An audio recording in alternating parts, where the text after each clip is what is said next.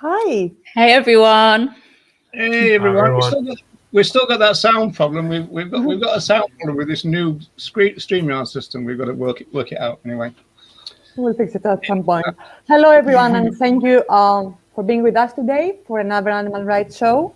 We have quite a few people with us already. So hello Bernie, Ronnie, who else is here? Amber, Elliot, Deb. Hello Deb, Jennifer, and that's all I can see for the moment. Today we're going to start with a piece of uplifting news about a successful pressure campaign. So Wendy. Spoiler alert. I'm joking. Yeah, so a very upsetting start to the week last week as South East London Hunt Sabs received a report that, I'm just waiting for the little slide to come up, just waiting for my little technical operator to put the slide up. So we're planning, so the Coca-Cola were planning a mass killing of foxes on one of their sites in Sidcup in Kent. And they were meeting with a so-called pest control company to finalise arrangements. And so activists coordinated a pressure campaign. If you can bring up the next slide, please, Roger. Activists coordinated a pressure campaign which had a huge response. And Coca-Cola and the company hired to do the killing were bombarded with calls, texts and emails. And SABs rushed to the site to ensure that the killing didn't go ahead. And the initial response from Coca-Cola was this. So this is what they said. Unfortunately, foxes can, on occasion, cause damage. And we have found the need to keep their numbers under control at our Sidcup site. We've taken on board people's feedback and understand their concerns. We've put these control measures on hold at our Sidcup site, and we are now reviewing what other options are available. Hey, Wendy, your cue for me worked. The initial response was this. This. Excellent.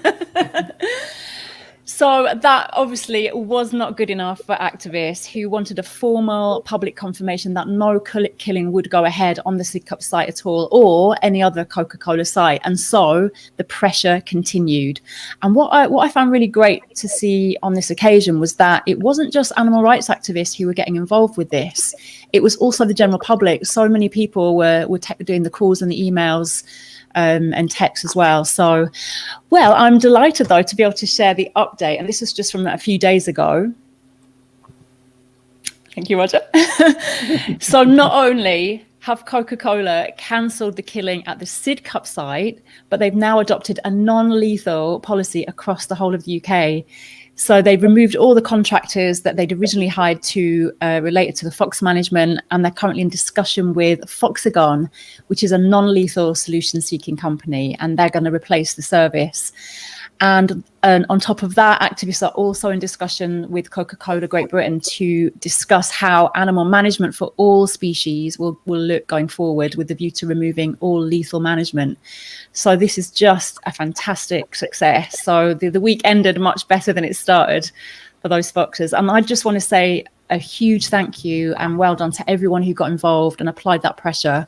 And I also just want to say and pay a huge tribute to all the animal activists who are out there putting themselves at risk in all weathers, in unsociable hours, often at great personal sacrifice, sabbing the fox hunts, and stopping the killing of the deers and the badgers, coming to the aid of sick and injured individuals.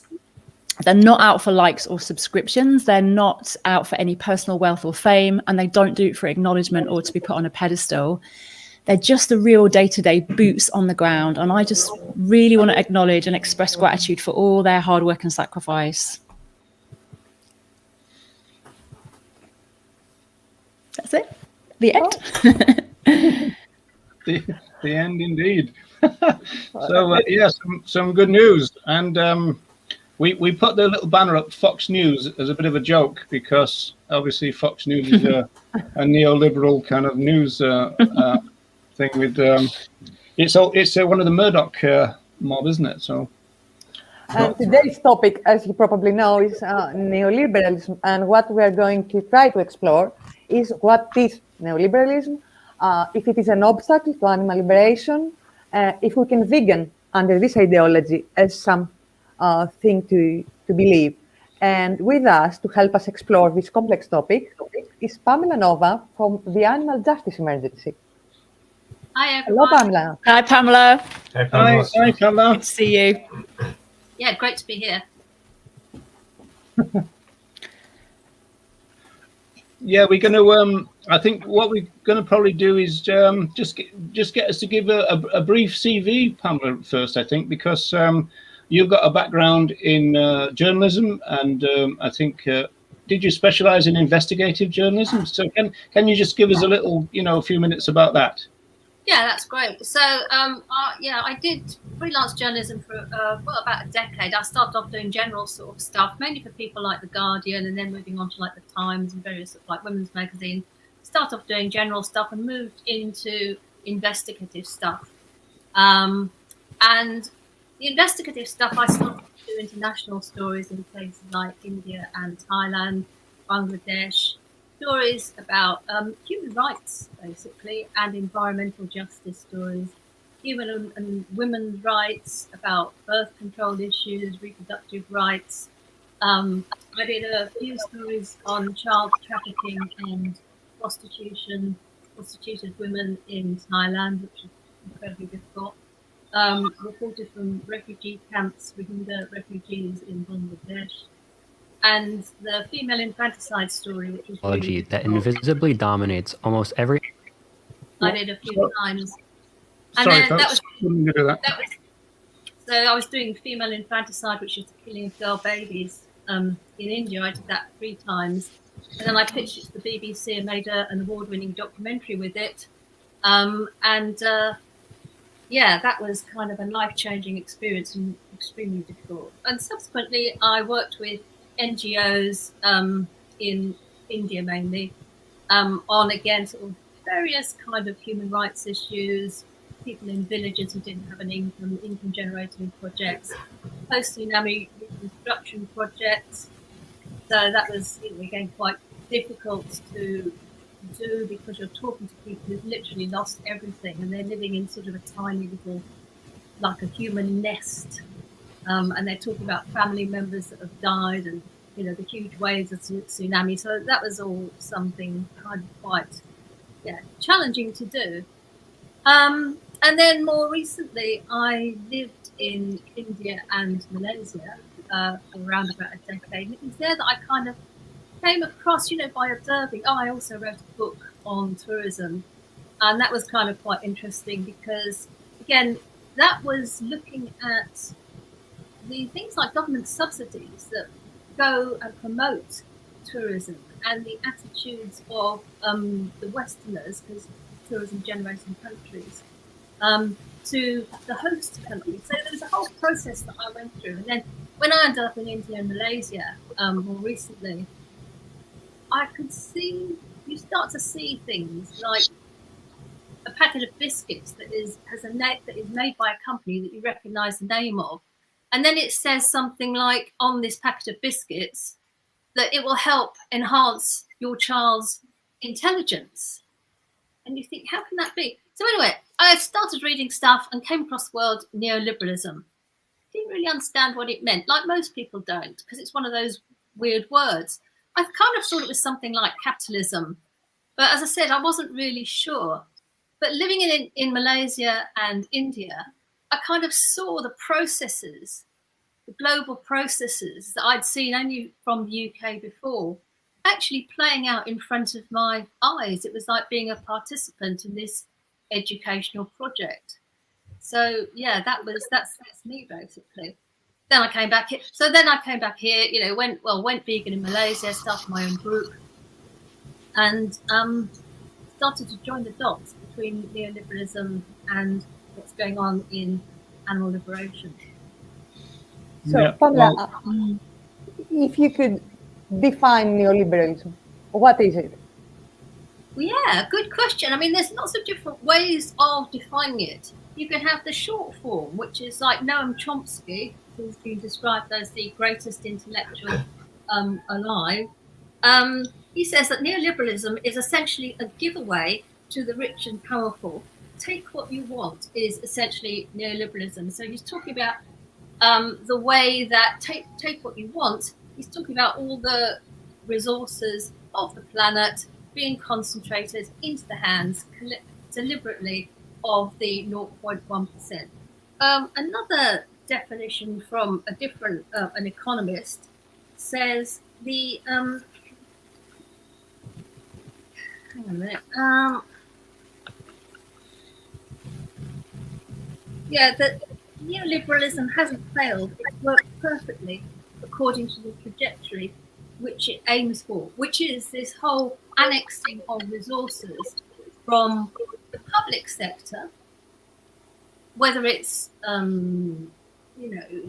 things like libraries or transport systems, or even the ordinary punter in the street, that the resources have been systematically extracted consciously since about the 1970s, when Thatcher and Reagan came into power as part of a deliberate, the elites were never really happy. Things have got kind of a bit better in terms of like labour relations, and people had a living wage after the war.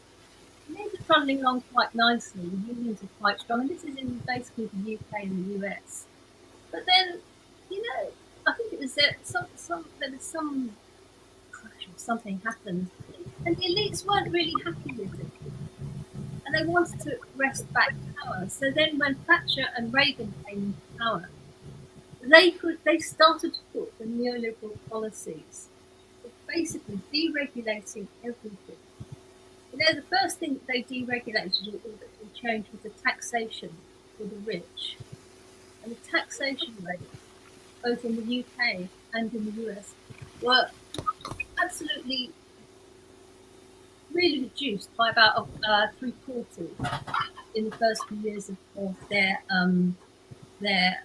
being Prime Minister and President. So this was just the start of it. It's gone into the whole deregulation. A big part of neoliberalism is to deregulate everything. This is what the so-called free market is all about. It's taking away any sort of like government regulation that is there to protect people, the environment, maybe animals as well. It's systematically cutting that away in order to give free rein to the corporates and to the elite. They can basically extract more and more and more value and profit. And it's all completely deliberate. But the thing about neoliberalism is it's an actual ideology. It's an ideology. It's not the same as capitalism. I'll give you another definition. It's the guiding economic, political and social ideology for most of the world today. It's a type of philosophical thought which makes claims on the human condition, but makes these claims largely as a way of building support for a very real economic and political system. So it's claims making to support a particular way of doing business, which, as I said, is to extract as much of everything away from the public realm and people and into the hands of the elite. And one of the things that it says that the primary bond between humans is not social, familial, cultural, political, anything else, but is purely economic. So we as individuals, all our interactions and associations with other humans are driven purely by self-interest, motivated by what we might stand to gain in this interaction. That is the core of the neoliberal way of thinking. That's the kind of beings that human beings fundamentally are. And I think this is why it's sort of kind of relevant to the whole sort of animal rights, animal liberation sort of tradition. Because it has a very clear worldview, which is not necessarily articulated about who we are as individuals. Is now a good time to play the clip, Roger? Yeah, you want the clip now, Pamela? Yeah. Yeah. So we've got a clip that Pamela produced. So let me just see if I can get the technology right this time. I'm going to put it back to beginning. Right, here we go. This is about 3.5 minutes long, I think, folks. Hopefully, give me a heads up, people, about whether you're getting the sound okay, will you? There is an ideology that invisibly dominates almost every aspect of our society. It seeps into every nook and cranny it can find, from the cities to the countryside, from our jobs to our homes, from our schools to our political system, and even into our relationships with each other and with the planet. It burrows down into the deepest values we hold, such as freedom, dignity, and choice, and uses them to its own advantage.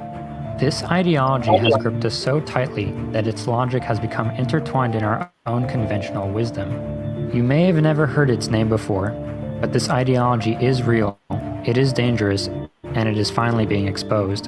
This ideology is neoliberalism. What is neoliberalism? There are many ways to answer that question. You can call it a philosophy, a movement, a political project, or even a set of social values. In its most basic form, however, neoliberalism is an economic ideology that exists within the framework of capitalism. When observed at its philosophical origin, neoliberalism appears as an absolutist mantra that proclaims that a government or state must never intervene in any market or economy, even to provide welfare for its citizenry, lest it put society on a slippery path towards socialism and totalitarianism. The market, which is the wellspring of human freedom, must be allowed to operate free of any constraints or regulations. Anything less is to diminish the freedom of all human beings and place civilization in enormous peril. Practically speaking, neoliberalism refers to the various ways in which our society has elevated competition above all other conceptions of economic rationality, retasked the state with liberating competitive markets, and put increased responsibility onto the private individual to guarantee their own survival. Neoliberalism conceives of the world as one big interconnected competitive market, where human beings derive their freedom from their ability to express their preferences through consumption and represent their value through their ability to sell their labor for wages. Since all people enjoy equal access to and opportunity within this competitive market, inequality between winners and losers is permitted.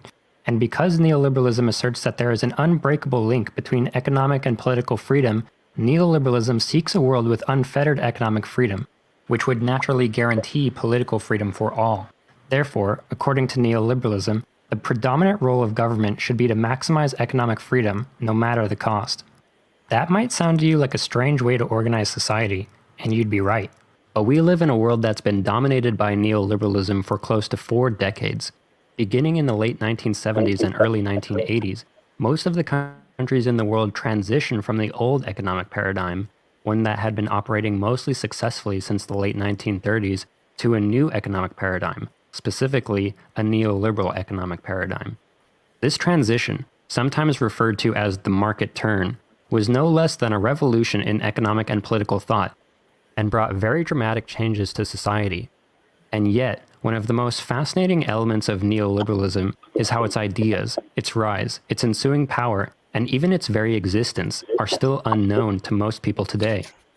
Ask anyone you know, even someone who seems particularly attuned to politics or economics, and they will likely struggle to define neoliberalism for you or recall much of its history. In a society that's been neoliberal for as long as ours has, this is extraordinary. As a columnist of The Guardian, George Monbiot has astutely observed, living in the United States, the United Kingdom, or virtually any other country on Earth without knowing what neoliberalism is akin to living in the Soviet Union without ever having heard of communism. Oh. So Interesting. that clip really highlights a few points. I mean, the fascinating thing about neoliberalism is, although as the documentary said, the clip said, it affects every single aspect of our lives, both personally and politically, work-wise, you name it. Most people have not heard the word, and because we're living in this sort of like neoliberal soup, we think it's normal. That's the other sort of it's like an evil spell that's been cast over us. We don't understand we think this is normal. We think we're living in a condition of progress and civilization.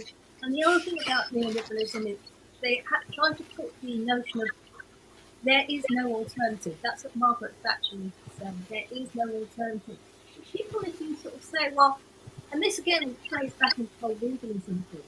If you're trying to sort of construct sort of like a different notion of how the future could be, you come up against this sort of blank of, but there could be nothing else. There could be nothing else. So we're talking about communism, and we don't want to be communist. And any kind of critique of neoliberalism, it's like, because we're so brainwashed, it is propaganda. It's very hard to, I mean, once you see it, it's like veganism. You know, when you first go vegan, you sort of, you think you know what it is, and then you kind of like see it on all sorts of different levels as you learn and you spend more time living vegan. It's exactly the same in neoliberalism. Once you sort of like see through the spell, you kind of start to see how it's operating in all sorts of different aspects of your life and everybody else's life. And then the way you think about things, which is why it's really important to, you know, get your head around. As I said, it's the annexation of resources from the public domain into the hands of the elites. I've got another quote. This is from a bloke called Michael Hudson, who's like a massive sort of like economist. And he says, the essence of neoliberal economics is to depict a parallel universe that seems plausible and seems that it would work really nicely if the world were really that way, but it doesn't describe the real world. In practice, the function of neoliberal economics is to distract attention away from how the economy really works, why it's polarizing, and why people are having to work harder and harder despite the fact that productivity is going up. So all the things that people think it's like, oh, it's just happening, like, you know, gentrification, nobody can afford, you know, either to buy a property anymore, or, you know, rents are going sky high, you know, everywhere is being gentrified. It just seems like that's the way things happen, isn't it? That's just the way things happen. That's just sort of progress. That's not just the way things happen. That's the neoliberal agenda being implemented. It seems to me that it has serious psychological consequences that are used in favor of neoliberalism. I mean, I feel that within this climate, individuals feel alone. There is no state behind them to support them. They have to provide for the education of their children, for health, for everything. So they feel disempowered. And if you feel like that, you won't fight for any cause. So maybe this is why non-liberation is achievable under neoliberalism. Who is going to fight when all day they are preoccupied to just stay alive, survive? Well, exactly right. I mean, you know, one of the first things that the neoliberal project did was to destroy the unions, the labour unions, both in the UK and in the US. And that project of you know, making labour, organised labour, weaker and weaker and weaker. So until nowadays, it's kind of like useless, really. We don't really, not really very strong or effective. That's a key part. Plus things like the gig economy, you know, 0 hours contracts, under the notion of freedom, that the workers are going to be so free with, you know, by being an Uber driver or by being, you know, the the Deliveroo people. Zero contracts type thing. Zero contracts, yeah, exactly. You know, I mean, you're not free. You're doing your nut because you don't know if you're going to be earning enough money to pay your extortionate rent. You know, from one week to the next. You know, I've got a mate who's a carer, and I don't know how she's sort of like coping, you know, with the stress of you know, this COVID thing.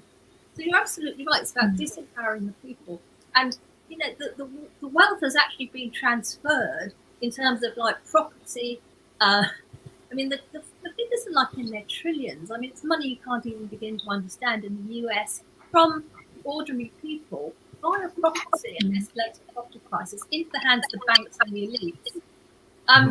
So as you say, it's got a totally demoralising effect on the ordinary punter in the street. Plus, because the whole notion of another key issue with neoliberalism is like the individual is king or queen, you know.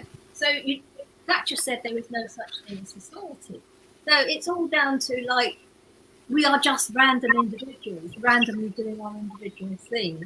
No real notion of solidarity. You know, unions are basically not on anybody's agenda, you know, on anybody's mental map.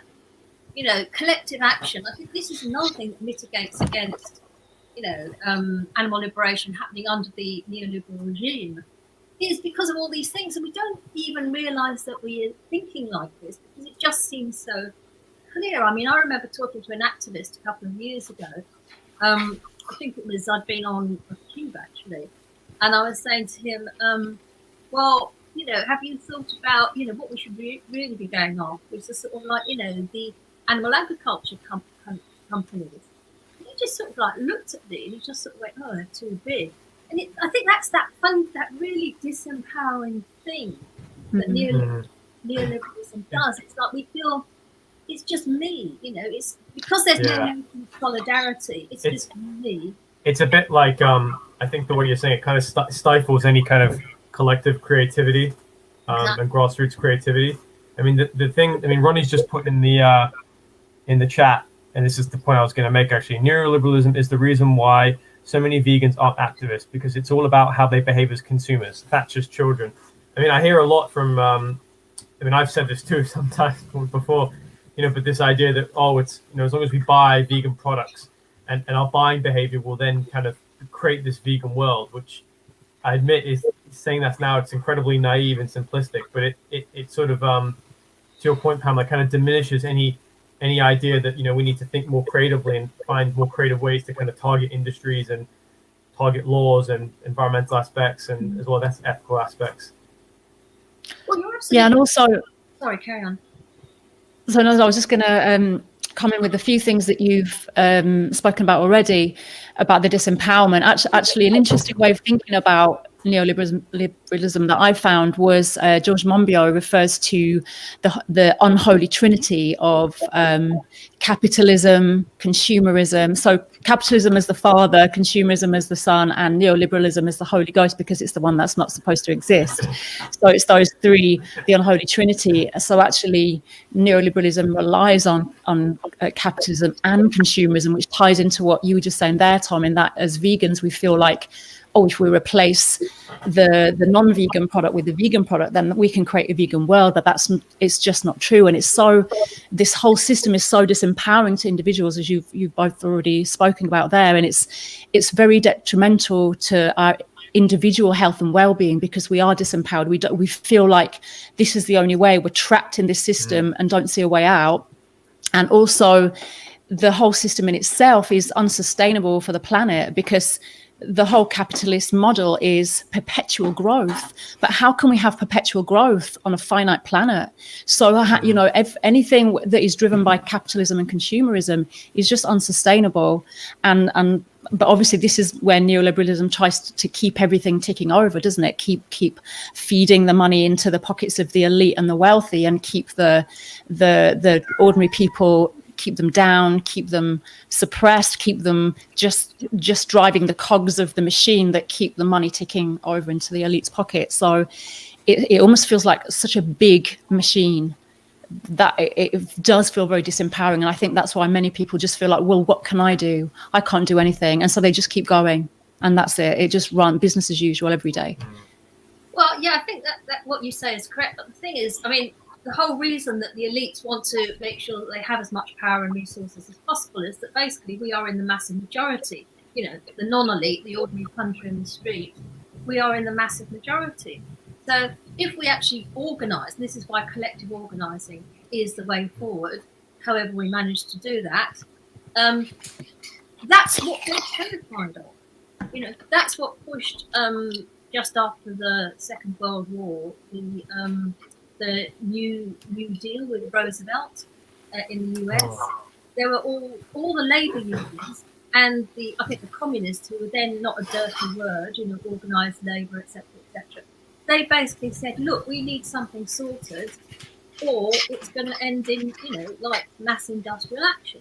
And that's, speaking truth to power with the sort of like, we will do something, organised labour. That's why the unions were targeted. And similarly with Thatcher, targeting the miners, to break the unions, to break not just the union, but people's spirit. Because they know if we organise ourselves together in whatever way, shape or form, we stand a decent chance. And that's why something like this, today, the animal rights show is so great because it's starting to bring people together, so we can at least start to think about things and think about maybe how we can organise together once we sort of like come out of the COVID thing. But it's we shouldn't sort of the first step is to actually have the veil of neoliberalism propaganda fall on your eyes, and once you recognise it's been totally propagandised, and it's not normal, it's not natural, it's not the only way that human beings can organise ourselves. That is a massive thing, because you've woken up from this spell, Yeah. Wouldn't the alternative or the kind of challenging perspective on that be? I mean, it might be articulated here by Danny Shepherd in the sense that you talked about unions, you talk about collective action, and even collective bargaining and all this kind of stuff, and it was a kind of a psychological position that Thatcher took, which is kind of we've discovered what human beings are. There's no such thing as society. We're self-interested individuals. It's kind of an individualistic kind of position, because kind of nationalism didn't work because of this kind of idea, that the fact that the kind of companies like British Rail and that they just got kind of flabby and big because there wasn't that kind of threat of being fired. Full employment was a kind of problem. One of the first things that Thatcher did was make a lot of people unemployed. I know this because I was working at Ford's at the time. I was one of the first people to get made redundant by Margaret Thatcher, and it created a kind of reserve army of labour. And what that does is it threatens the people on the lowest rungs of the employment ladder by basically saying, if you don't kind of play ball, you can be easily fired because there's loads of people here to replace you. But the alternative view is that the kind of collective thing doesn't work either, isn't it? I mean, that's the problem here. We've got a system which seems to be a problem, whichever way you look at it. Is that right, or am I missing something? Well, I think the thing is, that when you talk about, the perception that was fed into, part of the neoliberal propaganda was, as you said, that sort of like nationalised institutions or entities were inefficient. But I think we can only take a quick look at sort of something like Virgin, or banks when they crashed, or any other sort of like non-nationalised institution. They're all cruising around and doing so well with the bailouts. Do you know what I'm saying? That is just neoliberal propaganda, and it has the ring of truth. This is the sense. Because people are sort of like, oh well, the Prime Minister says this. They have some sort of credibility. Sort of maybe think tanks are saying that. Flabby nationalised industries. Hone them down, wasting public money. Tra la la la. Sleek and efficient, sort of privatised everything. Well, where is that? Just think, where's the money going? If you privatise British Rail, it's flogging off a sort of like a public resource, and who's making the money out of that? Where is all that? And where is it's gone out of the public domain, the hands of people, and into the private domains. It's always been I mean, my understanding with that is I think it's the British Rail is better than it was maybe before. I don't know if I haven't lived through that time, but I hear my parents tell me that it's better now. But then you have increasing like prices go up every single year. There's lack of reinvestment back into the British Railway, and then you have all of the like you said, like it's all been privatized and sold off. So like there are UK, I guess, and foreign investors who then reap the profits on pumped back into the system. Sorry, I'm going off piece there. Bring it back to veganism.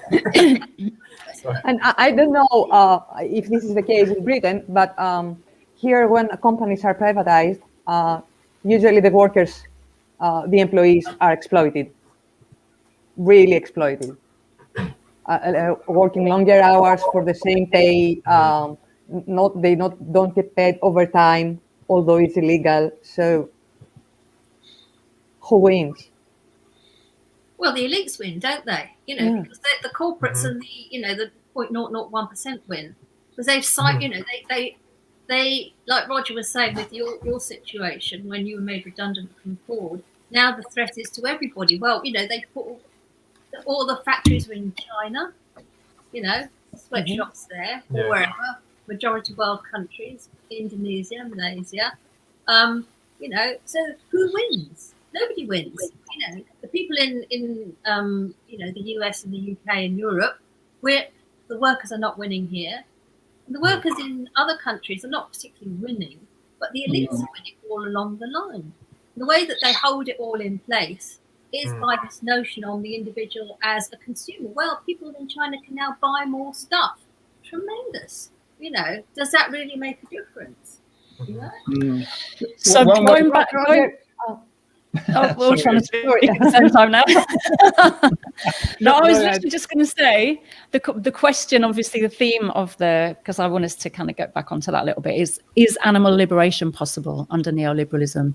That's the question. Can we achieve an animal liberation under this system? Is that possible? Some vegans would say yes. Some people really do advocate for capitalism and let's just get loads more products on the market and let's just do it that way. But what does everyone think about that?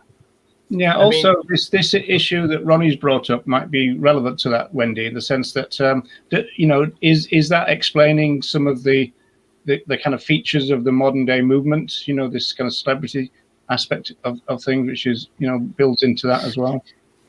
Fabio believes that the celebrity culture is a big part of neoliberalism because and capitalism, because the celebrities become the mask that the machine wears in order to connect to the consumer. It's the way of the celebrity becomes your friend, and so therefore, because this might be a faceless corporation who just in a building with a a telephone and a computer, whatever, the celebrity becomes the person that you trust and becomes your friend. So therefore, that is your link into that is their link to you as a consumer. I mean, the movement version of that, of course, is the famous McDonald's advert by London Greenpeace, where you've got the Ronald McDonald face, but it's actually hiding, the capitalist kind of the greedy kind of capitalist behind, as it were. So that's the kind of movement version of what you're saying there.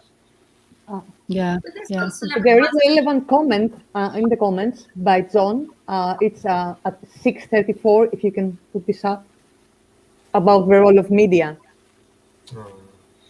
which ties well with celebrity culture, I think. This one? Yes. And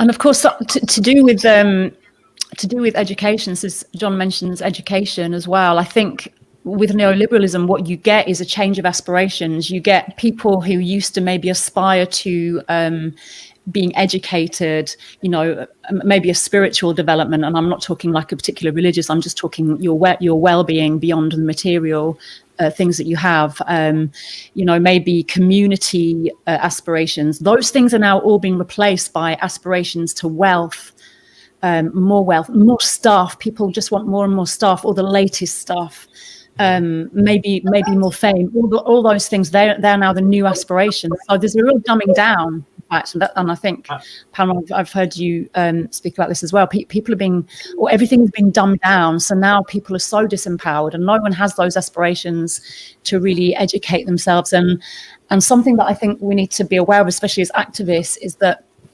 wherever we're going against the norm, we're going against the kind of dominant ideology in society. That's not going to be easy. The conservative small c, though, that kind of ideology is and those values, they've got the easy route in a way because they're following the dominant paradigm. They've got the mainstream media behind them, whereas as progressives, you are going against the flow. You're going upstream. So in that way, you have to educate yourself. You have to be aware of what's going on. You have to continually learn and try to find different ways and sort of know your world. I always remember a quote, and I can't remember who said it, but it was something like, paraphrasing here, if you're going to change the world, you have to understand it. And that's what I always bear in mind, is like, how can I understand the world now better in order to try and make changes? And I think the dumbing down from neoliberalism is a real, it's a way of really stopping people being active and creating social change as well. Well, you're absolutely right. I mean, there is the whole massive strand of anti-intellectualism within the sort of like neoliberal paradigm, this sort of like notion that opinion is just as valid as some, one person's opinion is just as valid as somebody else's decade of research, and as you say, exactly, the dumbing down. And I think that all, again, the whole, celebrity culture, performative activism as an end in itself, it seems like a lovely idea. Wouldn't it be lovely if you could just have like a dozen conversations with somebody on the street, people on the street, or, hang around in Bali and sort of make videos of yourself and your food, and, loads and loads of people are going to go vegan because they've seen you and you're so sincere. I mean, come on. I mean, does the real world actually happen like that? No, it doesn't. This is neoliberal propaganda, but it seems like a nice, deep, it's easier to believe that it works like that than, as you say, do the network of read things, think about things, and challenge internally one's perception of the dominant culture, which is effectively what we're talking about. I mean, I think in some ways the way that it kind of the way the propaganda, the conditioning through TV and all the media, it kind of poisons the soul of the human psyche in this way. And I've an individual, high-profile individual who's not giving financial advice at the moment, but has kind of used his position, I would say, almost to behave. His behavior is very similar to a financial criminal. It's just the patterns of behavior are very similar, but it's just he's kind of done things legally. But to get to that point where you believe that you're doing something ethical, and then you've kind of like taken on this, I can get money, I can get fame, I can acquire wealth, I can influence people and bring them into my sphere. I think it's a great example in our movement of the problems of individuals kind of taking on that mindset, which is highly problematic. It's this whole notion that activism can be funded by Patreon is absolutely antithetical to what real activism is about. Okay, it's different perhaps if you're talking about an animal sanctuary or something specific, but by having an unaccountable individual who is given, we don't know how much, we know there's loads of them, loads and loads of money to do what? It's ludicrous that people can even imagine, begin to think that is legit.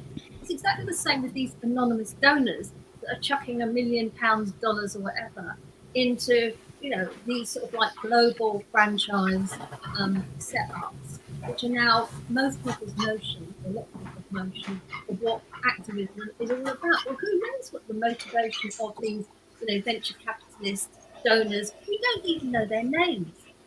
But the notion that because somebody's chucking money at something, that's all legit. No more questions asked. No more questions, because the activism is being done, money is being provided, it's sorted.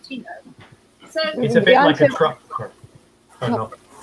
I just want to say that the answer could be that their interest is to keep it non-radical.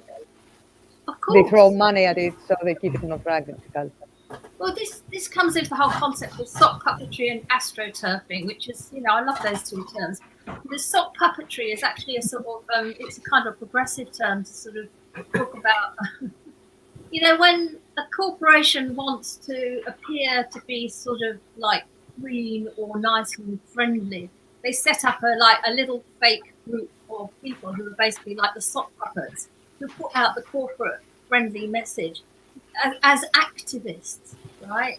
Mm-hmm. And astroturfing is that they are taking, instead of grassroots, it's like little fakey sort of like projects that are astroturfing instead of grassroots.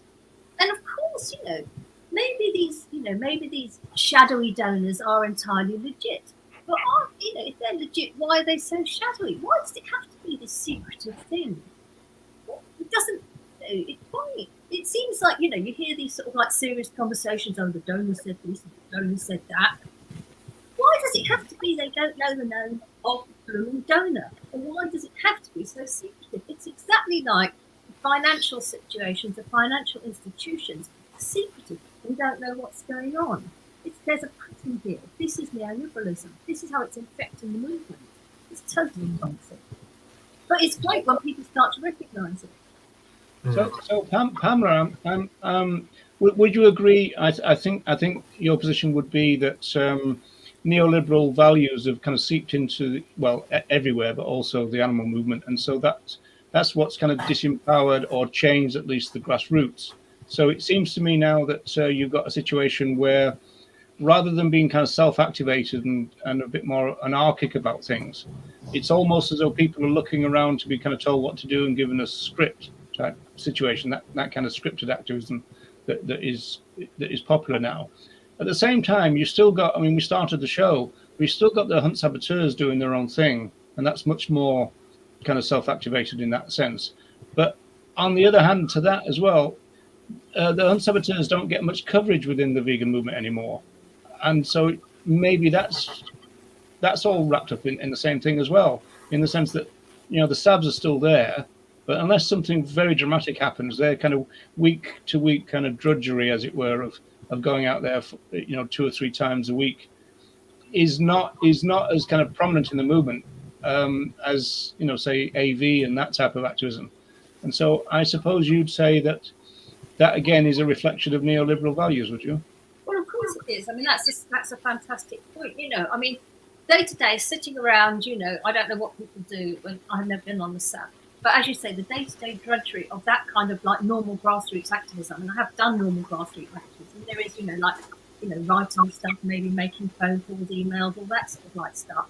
How does that compare to mukbangs in Bali, you know, or everybody with their sort of like masks on, or people doing their sort of like their selfies in front of a sort of, you know, a pig that's just about to be going to water. You know, I mean, it doesn't have the emotional sort of like, you know, it doesn't have the dopamine hit, does it? It's not media friendly. It's not social media friendly.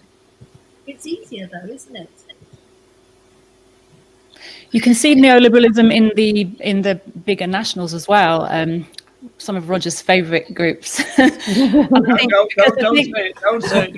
Oh, can I? No, okay, I won't say it then, because Roger might have a little head explosion if I do. But I think you see it there as well, because there's that kind of, you know, a group might start very radical, very small, but then there's that whole mindset, oh, we've got to grow, we've got to get bigger, we've got to take on staff.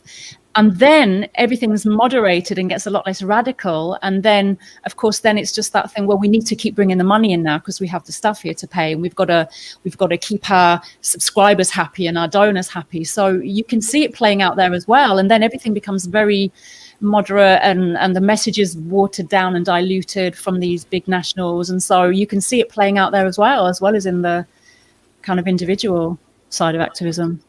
It's playing out everywhere, and we have a comment about lab meat. If you can bring it up, Roger. It's from 645. I mean, this seems to be the next step. I mean, huge companies producing cellular meat. I think that it definitely plays into that. And in my opinion, would hinder animal liberation, because it's a species thing, and I don't think that we can defeat speciesism with speciesist tactics. But that's a personal opinion.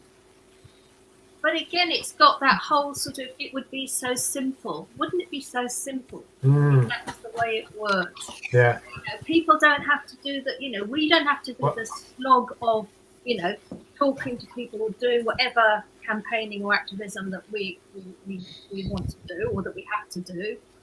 You know, people will just be like, oh yes, you know, lab bacon, delicious. I'll wait for that. Job done, you know. And it has this, you feel sort of like subjected to sort of decades of neoliberal propaganda. It just seems like obvious and common sense. And whenever things seem like obvious and common sense, that is a guarantee that is propaganda, in the same way that it seems obvious and common sense before we go vegan. It seems obvious and common sense that you obviously have, you know, meat and free veg, and, you know, milk is a nourishing, cow milk is a nourishing sort of like, you know, essential of life. It all seems totally like common sense to everybody until you sort of wake up. Exactly the same with neoliberalism. So, yeah.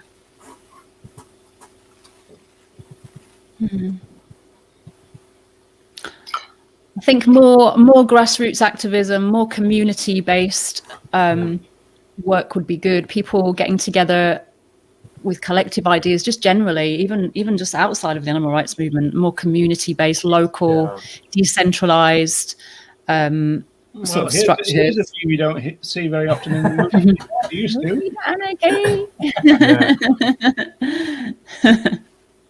I mean, one of the best examples I can think of that, recent examples, was what happened at Grenfell Towers. You know, that was Benjamin Zephaniah described that as anarchy in like playing out, because all the all the authorities and figures, everyone was kind of not knowing what to do, and the community just basically said, okay, we'll help these out, we'll give you food, and that the community essentially kind of helped people in distress at that time. But aren't the landlords making the tenants pay for the new cladding now? Yeah, I know. Sorry, yeah, it's true. Yeah. Well, they were booted out. Some of them were booted out, weren't they? I thought they were booted out as well. It's all very problematic. I haven't kept up to date, but I think it was very problematic. They were not happy. They were very not happy. Yeah. I like Bernie's comment here, because this goes back to what the pioneers believed, that veganism was all about, the moral evolution of humanity, and it was really a major way, if not the only way, really, in Donald Watson's sense, to kind of get us out of the kind of mess we've got into. Not least the fact that we seem to have become more and more violent. There's arguments about whether we're less violent now or more, but certainly they saw it that way. But they were very hopeful, and so maybe we should be. But we've got a lot to fight against, and understanding what you're fighting against is the first step, isn't it? I suppose. What's the next step, though? Well, do something about it. Know thy enemy. Smash it. Where's that again? Here we go. No, got the wrong one. Everything's moving. Here we go. But the thing is, I think, hope. Do we have to have hope, or do we just have to keep on trying to do the best that we can and the right thing with some sort of like longer term goal? I think hope is a bit of a luxury. Sometimes we just have to kind of try and put one foot in front of the other, as it were, because it's the right thing to do. Well, I'm saying it in the sense of don't get too pessimistic, I suppose, because it's easy to look around, and obviously we've got issues in social movements in general, but the vegan movement also, about things like burnout, and a lot of that probably becomes the fact that people feel a bit overwhelmed, that the task is too big, and we're not really making any progress and stuff. So I think hope kind of feeds into at least some kind of sense of optimism that we are kind of doing something, but within the structure that we're in, I suppose. It's like the old problem, isn't it, that anti-capitalists are working within capitalism. Anti-racists are working within societies that are institutionally racist. So it's it's difficult to work within a structure that you don't believe in and want to tear down, but that's what we're doing in a way. Well, the thing is, the system is actually collapsing anyway, isn't it? I mean, this is, not just my view, but I mean, if we look around us, and look at what economists are saying, not just with the impact of COVID. Well, that leads me to a question that came from the clip that we saw, because the guy mentioned about the fact that neoliberalism is basically saying, don't care too much about social welfare and individual welfare. And you mentioned that Thatcher said no such thing as society, whereas Boris Johnson said that the COVID experience means that there is such a thing as society. And the interesting thing from, say, someone like Corbyn's point of view is the fact that Corbyn was criticised for being this kind of, kind of outrageous kind of communist and socialist and all those kind of things. And yet the COVID thing seems to have brought in what you might call, at least initially, socialist policies. So, is COVID a threat to neoliberalism, or is neoliberalism just going to adapt to it, as I think it will? But I mean, is there a chance that COVID or future pandemics might actually create community rather than just business? Well, you have to, but what else is happening on the ground? You've got queues of people in Glasgow, for food banks. A lot of people are just going to the wall, aren't they? What is it? Yeah. The benefit, I can't remember what the benefit's called, but they wanted a 15 or 20 quid extra weekly for what is the benefit called, whatever it is. And that has been refused. A lot of people are just absolutely, totally buggered. They're sort of going to lose their homes, whether they're rented or mortgaged. They're absolutely up against it. And I think that's, we maybe don't have that many friends or any friends or people that we know that are actually in that situation. Look at the whole food banks thing. It wasn't so that food banks are a relatively new thing. That's not the system is working. I think in total collapse. I think COVID has shown that, like you're saying, to your point earlier, Roger, that it has kind of shown the good in humanity in some cases. That there is a case for kind of some socialist type democracies and people coming together. But to your point as well, Pamela, I think it's also showed gross inequality across numerous governments, in the UK, it's happening in America, and these kind of tensions have been simmering. And when you have a crisis like COVID, it all kind of just everything is unleashed. And I don't know if I see certainly not in the UK, but I kind of want to kind of properly address this, particularly when you have a government like us, like the UK government, who are willing to kind of put economic interests, first over people's actual health and safety. Trying to get people out, get them spending, the eat out to help out, which actually contributed to more COVID cases down the line. But so I think it's highlighted the good and the worst of, probably the worst about, government aspects, but the good in humanity and other grassroots aspects. I think you're right. One positive thing was that because the first people that organized themselves locally to deal with COVID and help others were mostly anarchic groups. So they provided real support to those who needed it. And this created a sense within the community that people had the wrong idea about these groups and the anarchists and the anarchist ideology. And they really felt that they did the state's job at that point. So I feel that there is a shift going on. People realizing that the state is not behind them, and that they have to rely on other people, on other individuals, if we all want to survive. I think it highlighted how disempowered we all are as individuals. Well, that's one thing that I felt. It was just in those moments where you feel, oh, if you're on lockdown, and what if you go to the shop and there's no food there? What do you do there? And it's not even like you can just suddenly go out and find a bit of land where you can start growing your own food. It almost feels like we're very reliant in each other as globally to have our food grown for us, picked for us, transported to us, sold to us. It just feels like we're so disempowered in terms of self-sufficiency in that way. That's what I felt, but I guess maybe from that will come positive measures as well.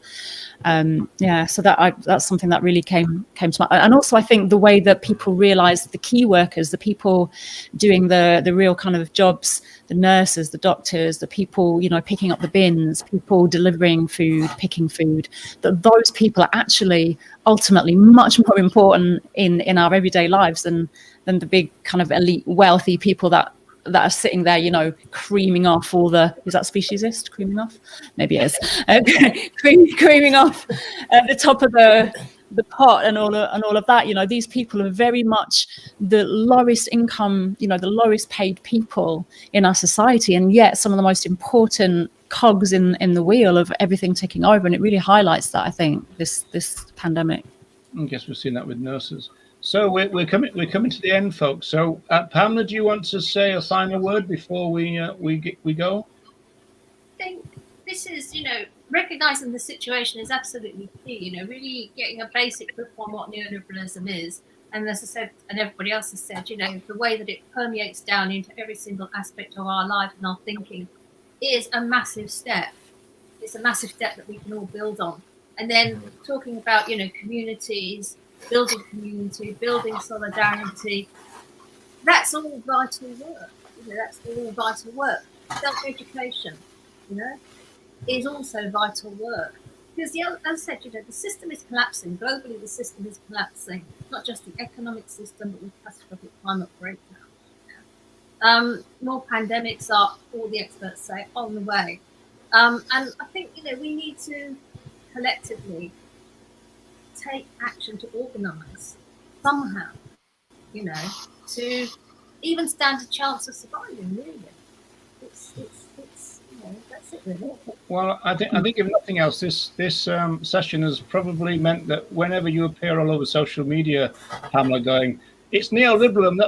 Neoliberalism. That's the problem. People now be able to get a bit of a more fuller understanding of what you're saying, I suppose. So, can we have a quick vote, please? Is animal liberation possible under neoliberalism? No, I think no liberation is possible under neoliberalism. No. yeah. I've got 2 votes because Brian's voting as well. This is no. we got to do the. Apparently that was wrong, wasn't it? Apparently they used to do this for death, I think. But anyway, forget it. Anyway, folks. Can I just say one thing? I'd just like to say one thing, Roger. That's okay. I just want to thank Pamela for coming on today and kind of speaking truth to power. Because I feel it's a really important subject, and it's very ambitious to take it on. I think Pamela, you've done a great job in certainly helping me explore it, helping everyone here kind of further explore it, and hopefully inciting some further curiosity. And the one thing I would just say is I would add that there is a new series that's been released on BBC iPlayer and YouTube by an academic filmmaker called Adam Curtis, and it's called Can't Get You Out of My Head. A lot of the themes that he talks about in the 6-part documentary are things that Pamela has addressed today about these forces politically, and I'd suggest people check it out because it may further help embed these ideas. It's really brilliant. Also, the earlier series by Kurt as well, Century of the Self, that's very important too. And there was another one called Hypernormalization as well. I think that might have been more of a longer episode. And the Story of Stuff, which you mentioned, Wendy. So all of those things. Right, folks. So if I can get the technology right, we're going to say goodbye. Thanks. Yeah. Thanks everybody. Thanks, Pamela. Thank you. Thanks, Pamela. Thank you, Pamela. Thanks again, Pamela. And, Bye, everyone. Let's see if we can do this properly. Bye, everyone. Bye.